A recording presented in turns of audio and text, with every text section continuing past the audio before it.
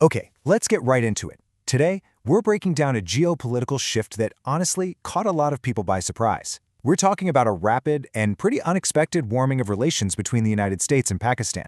According to a really detailed report from the Financial Times, something big has changed. So we're going to unpack exactly what happened, how it all went down, and what it really means for the entire region. And this quote right here, from Michael Kugelman at the Asia-Pacific Foundation, it just perfectly captures the whole story.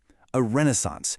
I mean, that's a seriously strong word for a relationship that has, let's be honest, been pretty tense for a long time.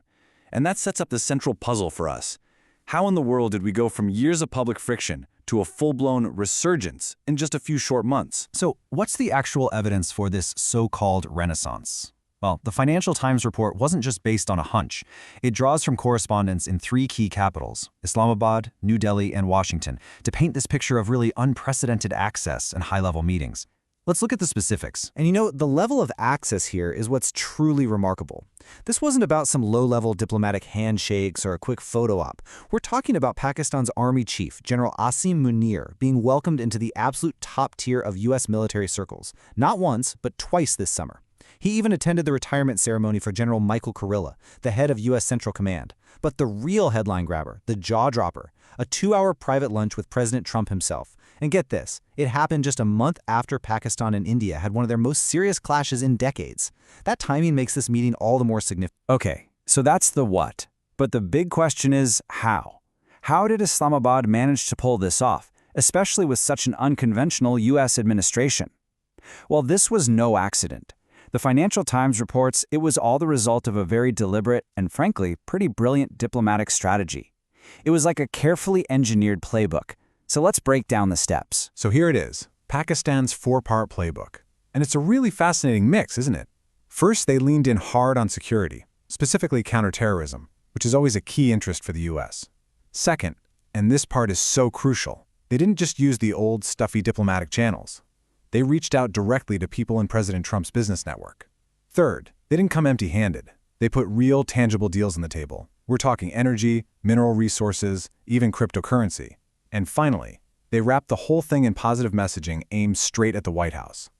It just shows a really savvy, really sharp understanding of how to engage this particular administration. All right, so that's the playbook. But you gotta ask, did it actually work? Well, the answer is a resounding yes. This is where we see the tangible results of that strategy, connecting Pakistan's actions directly to some really positive outcomes from the United States. And here is a perfect example of that first part of the playbook, the counterterrorism piece paying off big time. In March, Pakistan arrested and then handed over a high-value ISIS case suspect, someone allegedly behind that horrific 2021 Kabul airport bombing. And the result? Public praise from President Trump during his State of the Union address. I mean, that is a clear, unambiguous public signal that the cooperation was not only happening, but it was working. And this wasn't just a one-off. Look at the momentum building here. In March, you have the terror suspect transfer.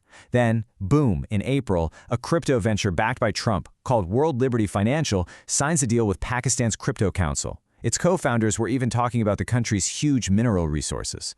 And by June, all that goodwill culminates in that super high-stakes private lunch between General Munir and President Trump.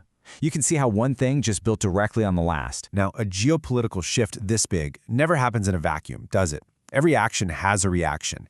And this warming U.S.-Pakistan relationship, it sent some pretty big shockwaves through the region, and it particularly rattled its neighbor and rival, India. And yeah, the report really doesn't pull any punches here.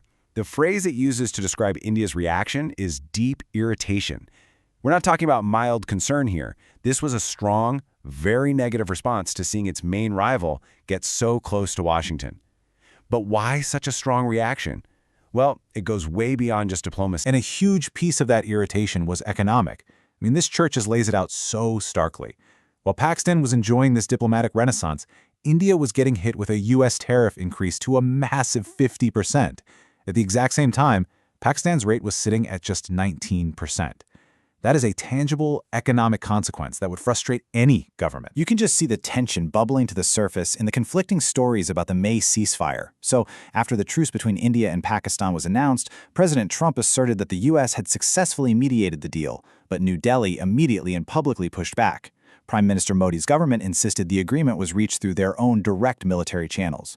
You have two completely different stories being told, and that just screams strain in the U.S.-India relationship at that moment. So, Let's pull all these threads together. You've got a savvy Pakistani playbook, a receptive U.S. administration, and an irritated India watching from the sidelines. What does this all mean for the bigger picture? Well, what we're clearly looking at is a brand new and, frankly, a much more complex regional dynamic in South Asia. And that leaves us with the big question, right? Is this whole thing just a temporary transactional alignment, something built on a specific set of circumstances and personalities that could just vanish? Or are we witnessing the beginning of a much more fundamental, lasting realignment of power and partnerships in South Asia? The answer to that question is going to shape the entire region for years to come.